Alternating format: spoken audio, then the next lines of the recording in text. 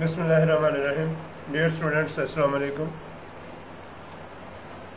Database management system introduction to databases हम study कर रहे हैं।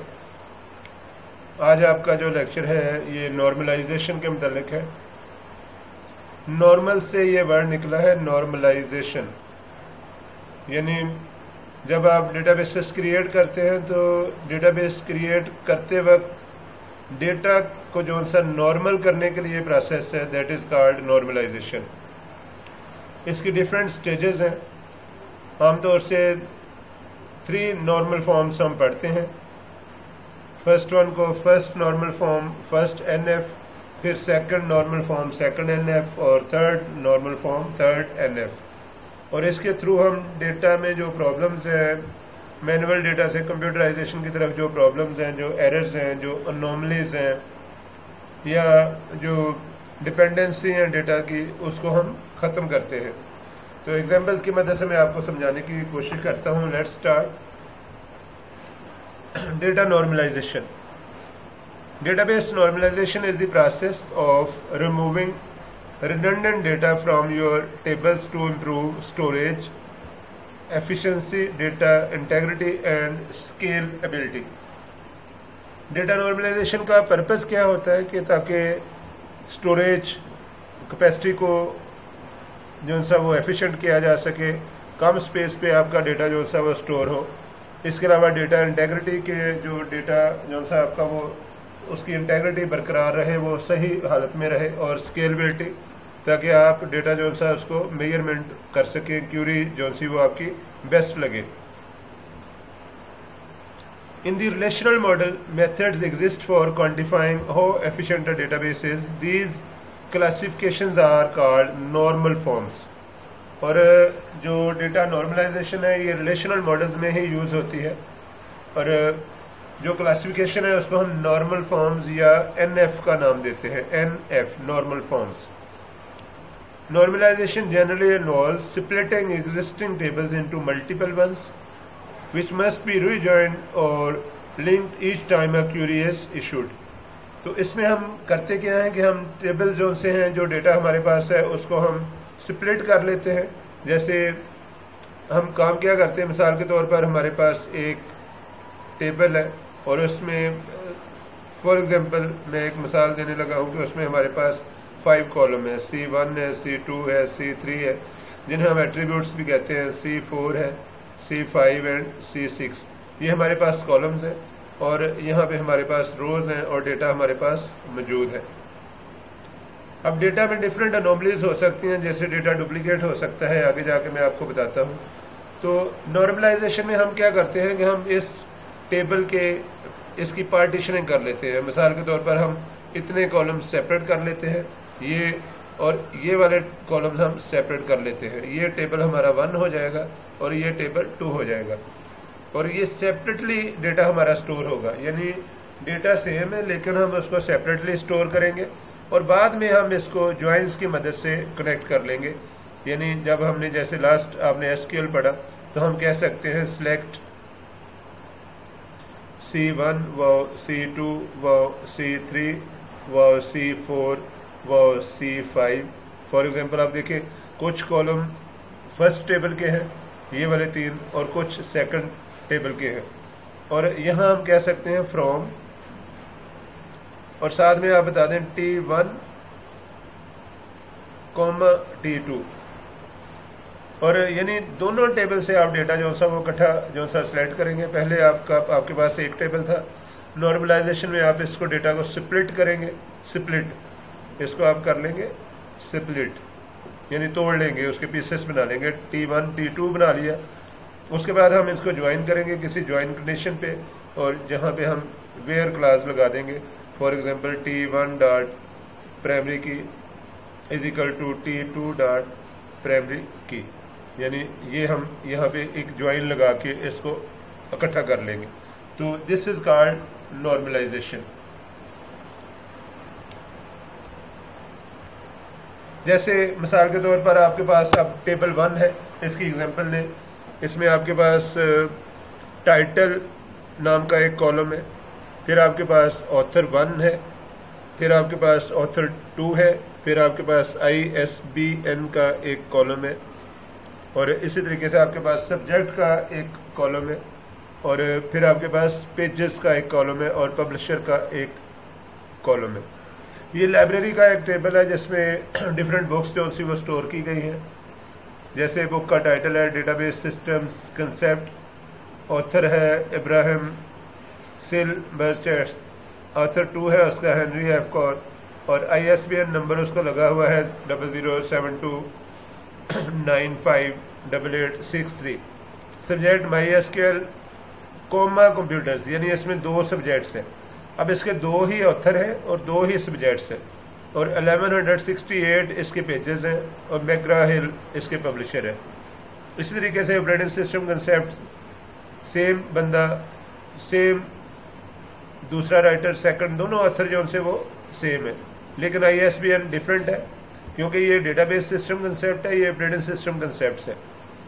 इसका सब्जेक्ट MySQL और कंप्यूटर, ये बुक 2 सब्जेक्ट्स को कवर कर रही थी और ये सिर्फ एक को कवर कर रही, कंप्यूटर्स को। इसके पेजेस 944, और ये भी उससे ही पब्लिशर की है।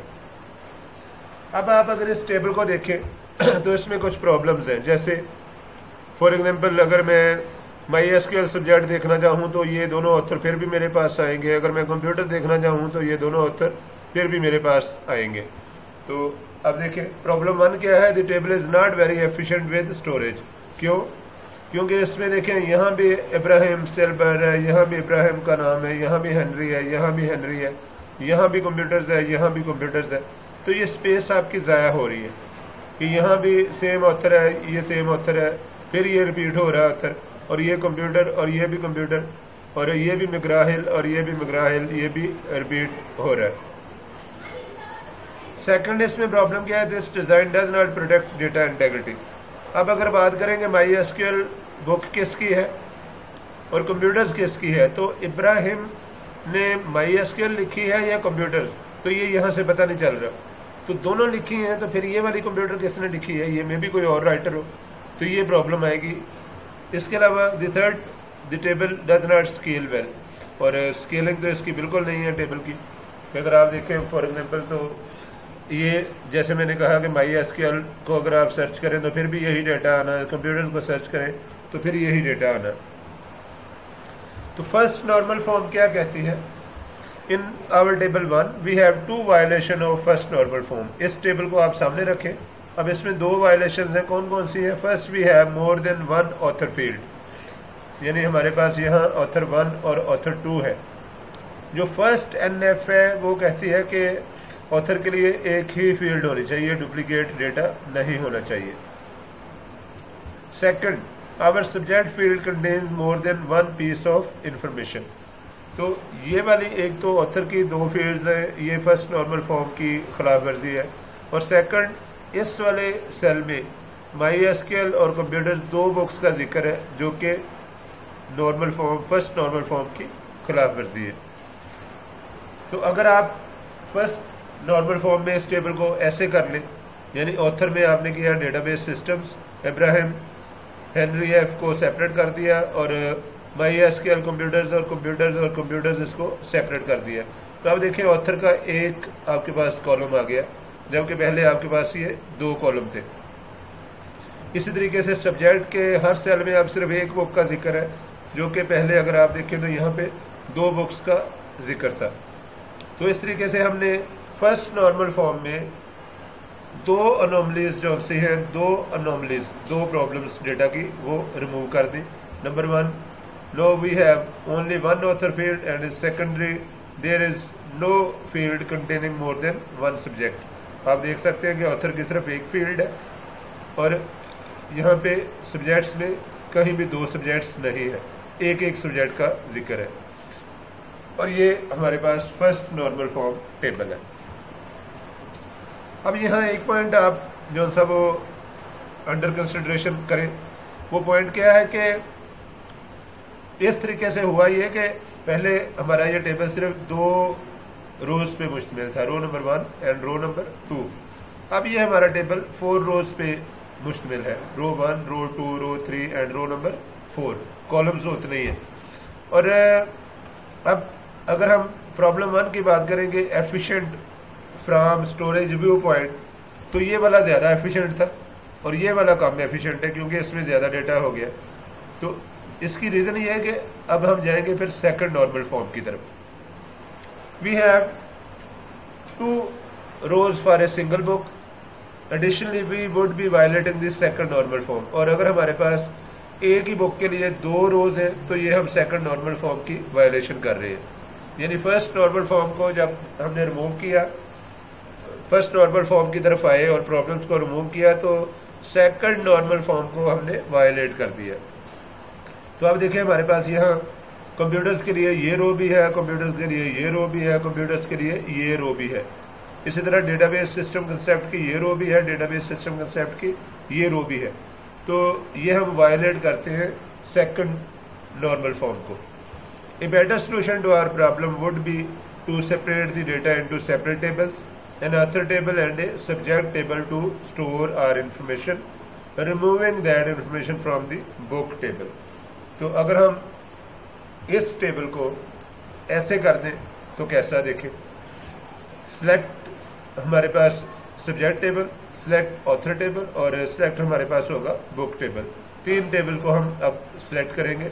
सब्जेक्ट टेबल में सिर्फ सब्जेक्ट्स हैं, ऑथर टेबल में सिर्फ ऑथर्स हैं और बुक टेबल में सिर्फ बुक की इंफॉर्मेशन है, साथ में उसका पब्लिशर है। और बाद में हम जो सा इन बुक्स को जो टेबल्स हैं इनको हम आपस में कर देंगे ज्वाइन। यानी हमने सेकंड नॉर्मल फॉर्म में आने के लिए इन टेबल्स को स्प्लिट कर दिया, सिंगल टेबल को हमने स्प्लिट करके 3 टेबल्स इसके बना दिए। तो अब हम आ गए हैं सेकंड नॉर्मल फॉर्म में। ई टेबल हैज अ प्राइमरी की यूज फॉर ज्वाइनिंग टेबल्स। अब जैसे हम सेकंड जो नॉर्मल फॉर्म इसमें आए हैं तो अब हमें एक एडिशनल कॉलम ऐड करना पड़ेगा जिसे हम कहते हैं प्राइमरी की, जिसे हम कहते हैं प्राइमरी की। प्राइमरी की सेकंड हमारे पास जो नॉर्मल फॉर्म है इसमें अब हम प्राइमरी की ऐड करेंगे और रिलेशंस हम इस तरीके से बना देंगे। अब देखिए हमने ऑथर के लिए प्राइमरी की ऐड कर दी, ऑथर 1 2 ऑथर 1 2, ये हमारे पास ISBN है। सब्जेक्ट ID 1 2 और 2 ये हमारे पास सब्जेक्ट बुक है। तो इस तरीके से हमने रिलेशन बनाकर सेकंड नॉर्मल फॉर्म के स्प्लिटेड टेबल्स को आपस में कर दिया join. Second normal form at the first normal form deals with the redundancy. पहली नॉर्मल फॉर्म में देखें तो वो डेटा डुप्लीकेट की बात करता है। Second normal forms deal with redundancy of data in vertical columns.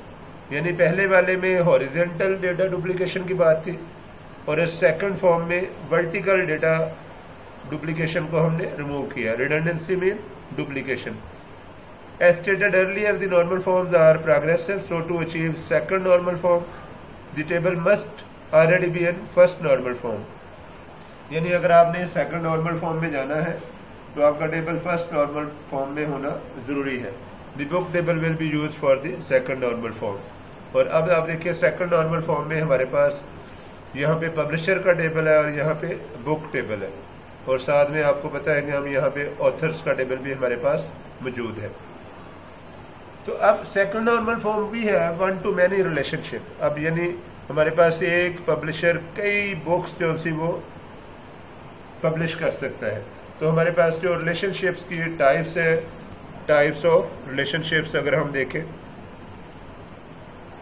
Types of relationships,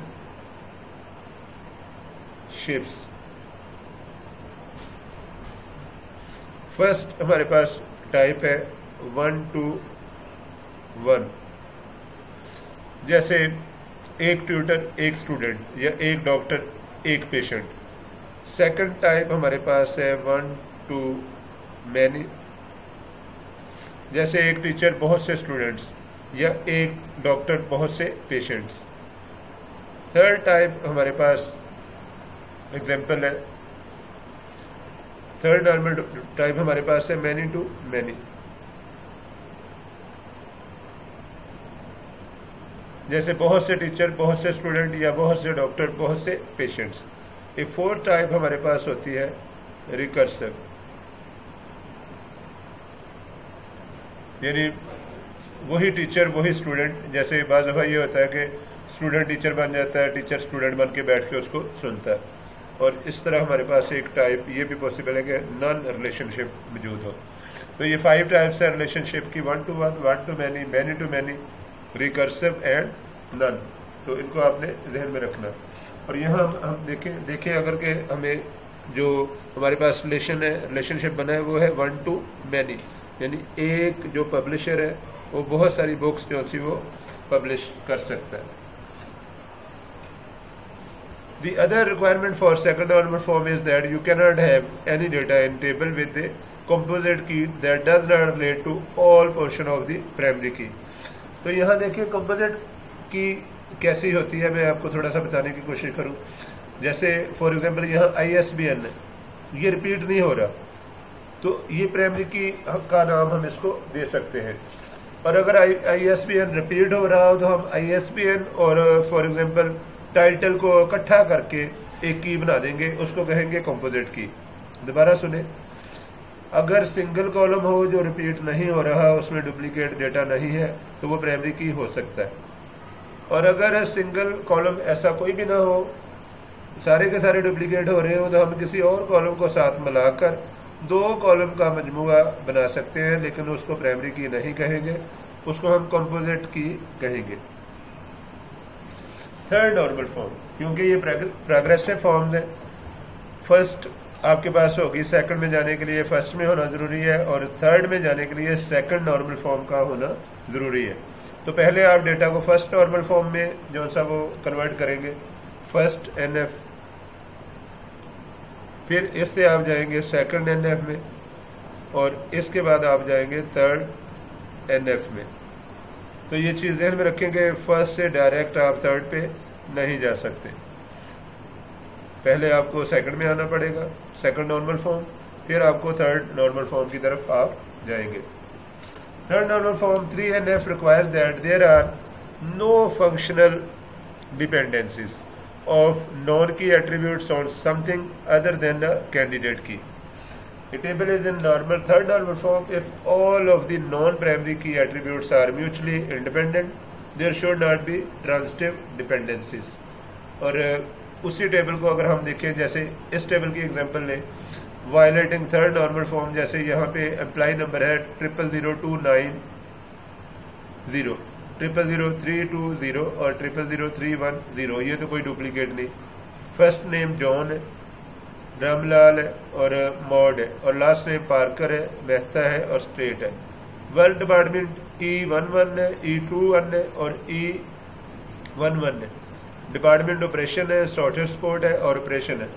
तो यहाँ आप देखें कि ये वाला ऑपरेशन ये मॉड का है या ये वाला ऑपरेशन जॉन का है, ये नहीं हम बता सकते, क्योंकि दोनों का वर्क डिपार्टमेंट सेम है।